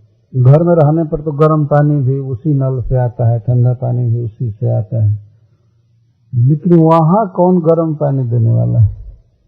हिमालय में कौन आग जलाएगा और कौन साथ में रहेगा देगा? तो कोई बात नहीं। इस सुविधा को भोगा हुआ व्यक्ति भी तैयार हो गया। गांधारी जितनी सुखी होगी आज तो कल्पना भी नहीं किया जा सकता है। लेकिन भगवान का शरण पाने के लिए, पति की सेवा के लिए घर छोड़ करके चल गए। इस तरह तैयार रहना चाहिए। हम लोग तो हिमालय नहीं जा पाएंगे अंतिम समय में या और समय में, लेकिन जैसे कुछ नियम है, एकादशी व्रत करना है तो खूब आनंद से करना चाहिए। ऐसा नहीं कि ये फल को एकादशी प्रसाद कह दें। कभी साधु लोग कहते एकादशी प्रसाद, एकादशी और प्रसाद दोनों एक साथ नहीं चलेगा। प्रसाद और एकादशी में बैर है। तो प्रसाद तो कहते ही, कभी एकादशी फीस्ट भी कहते हैं।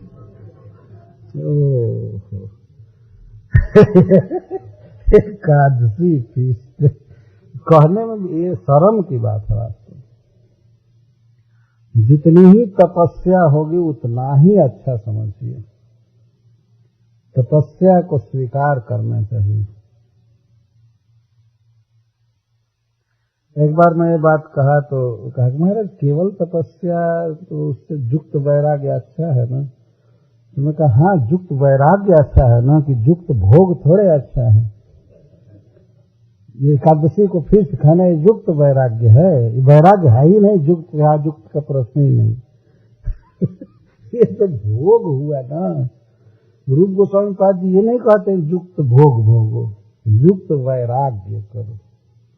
भगवत संबंधी वस्तुओं से वैराग्य नहीं होना चाहिए। जैसे वृंदावन धाम है, वृंदावन धाम में अगर आवास मिले रहने को तो ये नहीं सोचना चाहिए कि नहीं अब यहाँ नहीं रहेंगे, बदलते रहेंगे।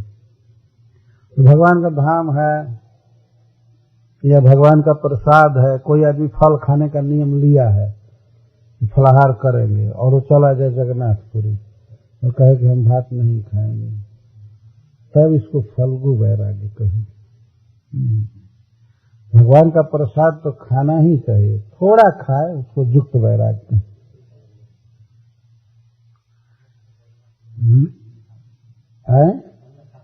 नहीं, एकादशी के दिन नहीं,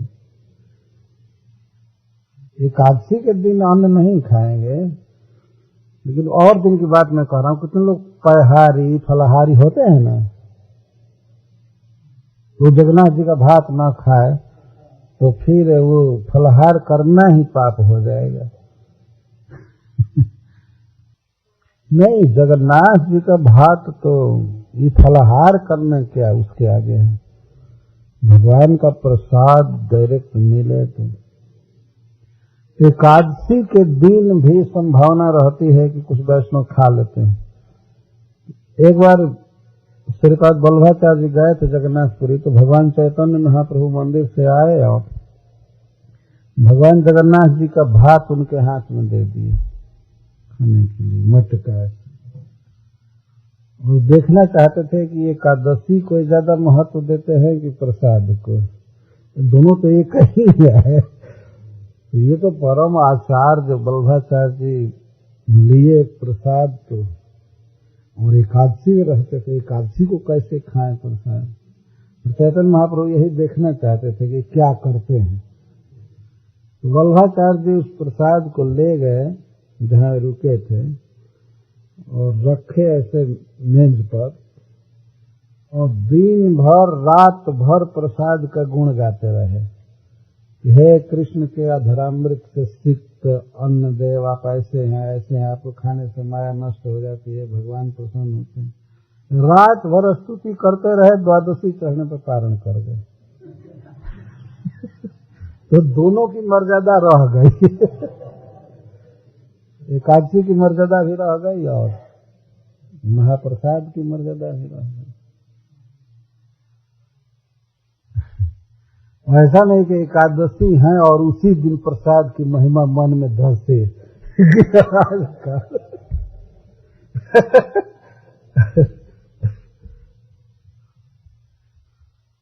तो कई कई ऐसे स्थान है, जैसे वृंदावन में जा करके कोई धूल न उठावे, मस्तक पर न लगावे, ये धूल का 10-20 कण न खा जाए, फिर वो मूर्ख है न व्यक्ति, ठीक नहीं।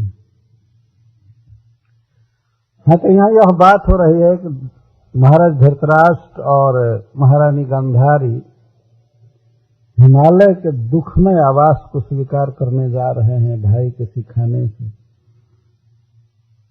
क्या वे घर पर भजन नहीं कर सकते थे? युधिष्ठिर महाराज जैसे व्यक्ति वहां वैष्णव थे, जिनके घर में भगवान आते रहते थे डायरेक्ट, और सारे ऋषि मुनि भगवान का दर्शन करने उस घर में आते थे, लेकिन उसको भी जीवन के अंत में छोड़ करके जा रहे हैं। कभी कभी आदमी बहाना करता है कि हमारे घर में तो सब डिवोटी ही हैं, तो हम क्या जाएंगे, है ना। और डिवोटी सब हैं, इसको कौन कह सकता है? कहाँ डिवोटी? हम लोग तो यहाँ बैठे हैं, लड़के सब खेल रहे हैं। है ना, खेल रहे। मैं मानता हूँ कि और लड़कों से अच्छे हैं, लेकिन वास्तव में टोटल डिवोशन का ही मतलब तो हुआ नहीं। आदमी कह सकता है कि हमारे परिवार के सभी लोग भक्त हैं, इसलिए हमें छोड़ करके वृंदावन जाने की जरूरत नहीं, हमारा घर ही मंदिर है, और इसीलिए हम यहाँ टोआको मंदिर में भी नहीं आएंगे, हमारा घर पूर्ण है, सब वही तीर्थ। इस तरह से माने आदमी तो धोखा खा जाएगा ना। त्याग तो करना ही चाहिए, और एक अभी से अभ्यास होना चाहिए जीवन में कष्ट सहने का, जानबूझ करके। विलिंगली जिसको तप कहते हैं, थोड़ा कम सोना, उठ जाना सवेरे, भगवान का जप करना, जो भी हो सीजनल प्रकृति के द्वारा मिला हुआ कष्ट हो, चाहे समाज के द्वारा हो, परिवार के द्वारा हो, सहना चाहिए। भगवान का भजन करना मुख्य चीज है। तो बहुत सुंदर यहाँ प्रेरणादायक प्रसंग है कि गांधारी अपने पति के साथ जा रही है वन में। अरे पुरुष जाए जाए, लेकिन स्त्री जा रही है साथ में। इसके द्वारा यह भी सिखाया जा रहा है कि एक स्त्री को सदा तैयार रहना चाहिए पति के सेवा के लिए और पति के अनुसार भजन करने के लिए, जहां भी जाए। परंतु इसके द्वारा यह भी संकेत होता है कि पति को आगे रहना चाहिए, भजन में आगे रहना चाहिए, तब न पतिव्रता स्त्री फॉलो करेगी। कहीं कहीं तो देखा जाता है कि पति वहां से सोए हैं, बेचारी स्त्री जग करके आरती उरती करके पूरा करती है, तब वो जगते हैं, बस पैंट शैंट पहन करके काम कर गए। इस तरह का पति किस काम का है? वो तो ठीक है, ऐसे पति की भी सेवा करना स्त्री का धर्म है। पति जैसा भी हो, सेवा करने से में ही पत्नी का कल्याण है, वास्तव उसका हित उसी में। परंतु पति को चाहिए कि वह भगवान के भजन में, ज्ञान में आगे रहे। खास करके जो गृह स्वामी है, परिवार में सबसे श्रेष्ठ है, उसको तो भगवान के भक्ति में लग करके सबको शिक्षा देनी है, ऐसे करना चाहिए, ऐसे करना चाहिए, ऐसे करना चाहिए, सीखना चाहिए। थोड़े थोड़े कष्ट से आदमी घबरा जाता है। तो वृंदावन में लोग जाते हैं, कभी कभी कहते हैं, एक व्यक्ति गए थे अपने पुत्र के साथ, तो मैं पूछा कि वृंदावन आपको कैसा लगा? तो वो कहते हैं कि हमको तो बहुत अच्छा लगा। सयाना लड़का था, उससे पूछा तुमको अच्छा लगा? तो कहता है टू मच डस्ट देयर, बहुत धूल थी वृंदावन में, डस्ट था। तो अच्छा दर्शन किए, ब्रज रज ही तो मुख्य है। तो मैं कहा कि आगे जाओगे? तो नहीं, बहुत डस्ट है वहाँ। डस्ट है, ठंडा भी पड़ता है काफी, ठंडा के दिन में जाइए तो, गर्मी के दिन में गर्मी पड़ती है। और इधर जैसी सब सुविधा नहीं है, केवल भजन की सुविधा है और कोई ज्यादा सुविधा नहीं। और कोई सुविधा में रहना भी चाहे तो उस पर मानसिक असर होता है, दूसरे लोगों को देख करके वो भजन करना चाहता है। क्योंकि कोई ठहरा हुआ है बहुत अच्छे रूम में, तब तक सुनता है कि लोग जा रहे हैं गिरिराज जी की परिक्रमा करने, तो वो बेचारा सोचता है कि मैं क्यों यहाँ रहूं, मैं भी चलूंगा, गिरिराज जी पार करेंगे हमारी। और हमने देखा है कि बहुत कमजोर शरीर वाले जो 1 किलोमीटर भी नहीं चलते हैं, वे लोग गिरिराज जी की परिक्रमा पूरी कर लेते हैं। वास्तव में प्रभाव है गोवर्धन जी का। ये माता जी गई थी, सत्यभामा माता जी, आप देखते हैं यहाँ से सीढ़ी पर ऊपर हमसे भेंट करने नहीं आती। बरसाने गई थी होली में, ये चढ़ करके राधा रानी का दर्शन किया। ऊपर बहुत ज्यादा चढ़ना होता है, और चढ़ने के बाद कुछ भी नहीं हुआ, आई हंसते हुए, रंग से भींगी हुई थी। वहां तो रंग अद्भुत चलता है बरसाने का, दुनिया में वैसा रंग बरसता ही नहीं है जितना वहां हो। तो ये ऊपर चढ़ गई और मंदिर में राधा रानी का दर्शन करके आई। हम तो आश्चर्य में पड़ गए, कैसे अब चढ़ गई? तो एक है सब राधा रानी की कृपा है, ये वास्तव में कृपा है, शरीर में शक्ति नहीं है, फिर भी मुकम करोति वाचालम पंगुम लंघयते गिरि जत कृपा तमहम वंदे परमानंद माधव। तो भगवान माधव तो मूक को भी वाचाल कर देते हैं और पंगु को भी पर्वत पार कर देते हैं। ये उनकी कृपा में शक्ति। जो कुछ भी हो, ऐसा नहीं सोचना चाहिए कि हम बीमार हो जाएंगे या हमें बहुत कष्ट होगा भजन में, थोड़ा आराम से रहना चाहिए, नहीं। और भोर में उठ करके देखा गया है, परिक्रमा करके, जमुना स्नान करके, जैसे तैसे वो भजन करने वाला आदमी बीमार नहीं होता है। बहुत मेहनत पड़ती है। कार्तिक में कोई जाए तो देखे, जितने लोग हैं वो सब घूमते ही रहते हैं, रोज परिक्रमा लाखों लोग करते हैं। इसके बाद वल्लभाचार्य जी की परिक्रमा होती है, वो इंदिरा बेटी जी की अध्यक्षता में कई हजार आदमी चलते परिक्रमा में। कहीं किसी मठ की परिक्रमा निकली है, कहीं किसी की निकली है, उसमें इस्कान की भी निकलती है, रमेश बाबा की परिक्रमा निकलती है, उसमें 3-3 हजार 4-4 हजार आदमी चल। आप देखेंगे उस परिक्रमा में तो 1 महीने तक कोई सेविंग नहीं करता है, दाढ़ी बढ़ी हुई है, दुबला पतला शरीर हो जाता है, स्त्री हो चाहे पुरुष, साड़ी धोती सब मैला हो गया है, ब्रजरज से सीख, लेकिन चल रहा है ना, नाचते हुए चलते हैं परिक्रमा में। हम देखे हमारे मंदिर में वो लोग आते हैं हर एक साल, तो हम वहाँ खड़े रहते हैं स्वागत करने के लिए, रमेश बाबा का माला लेकर के भगवान प्रसाद। तो जो आता था साधु महात्मा स्त्रियां सब नाचते हुए आ रहे थे आनंद से, जो आ रहा था नाचते हुए आ रहा था। तो वीडियो कैमरे में उनका फोटो भी लिया गया। इतना परिश्रम, रोज 20 किलोमीटर 25 किलोमीटर चलना और फिर भी नाचते हुए चलना एक आश्चर्य की बात है। इस अवसर पर हम आप लोगों का ध्यान उस तरफ ले जाना चाहते हैं कि गंधारी की तरह भगवान कृष्ण को पाने के लिए कष्ट सहने के लिए तैयार रहना चाहिए। जहां भी है, यहाँ भी कुछ कष्ट है ना। सबसे तो पहला कष्ट है कि भोर में जग जाना। ये कम कष्ट नहीं है लेकिन जग जाना चाहिए वीर की तरह। थोड़ा 1 आध घंटा कम ही सोएंगे लेकिन भगवान का भजन करेंगे। ये पढ़ना, जप करना, कभी कभी किसी किसी के मन में ऐसा भी होता होगा कि अब संडे को अब क्या मंदिर में जाएं, हमेशा जाते ही हैं। नहीं, चल ही देना चाहिए। भगवान का घर है, कम से कम सप्ताह में 1 बार तो हाजिरी देना चाहिए। रिकॉर्ड बनाना चाहिए आदमी। अच्छा तो है कि प्रतिदिन आवे, जैसे मैं कहा फर्स्ट क्लास का ये है कि प्रतिदिन आवे, लेकिन वो प्रतिदिन नहीं आया तो कम से कम सप्ताह में 1 दिन तो आवे।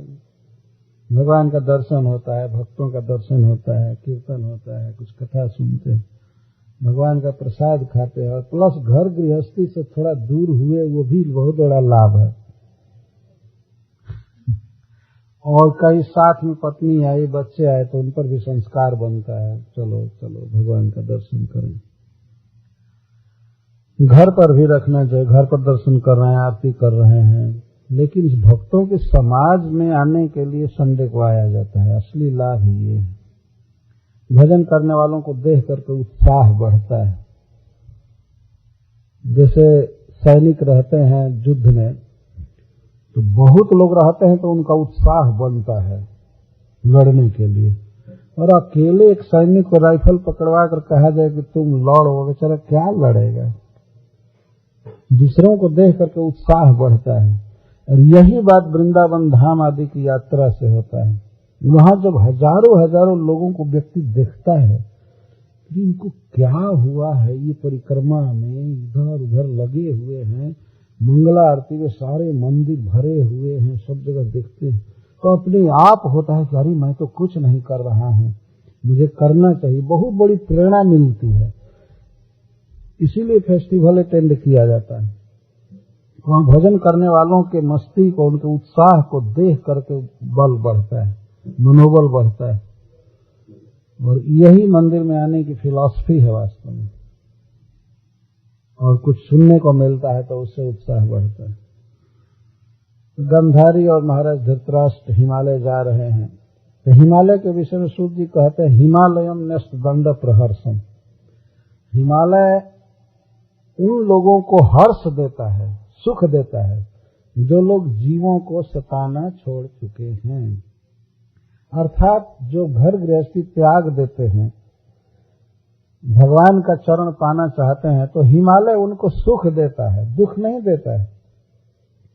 यदि वे कंद मूल फल खाते हैं, ठंडा पानी में नहाते हैं, एकांत में रहते हैं, कोई हेल्पर नहीं, कोई सहायक नहीं, फिर भी वे आनंद में रहते हैं। हिमालय ऐसे लोगों को बहुत सुख देता है। वास्तव में यह तो मैं पढ़ रहा हूं, लेकिन हमने जीवन में अनुभव भी किया कि हिमालय कितना सुख देता है। बहुत ऊंचे हिमालय पर कथा थी इस बार हमारी बूढ़ा केदार में, अंतिम गांव था जहां कथा हो रही थी।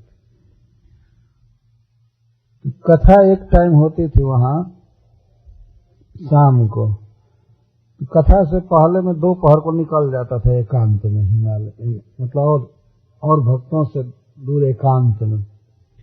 एकांत में भागवत पढ़ते ही और जप करते ही यही अनुभव होता था कि पहले के लोग राजा महाराजा ऋषि मुनि कैसे अकेले रहते होंगे।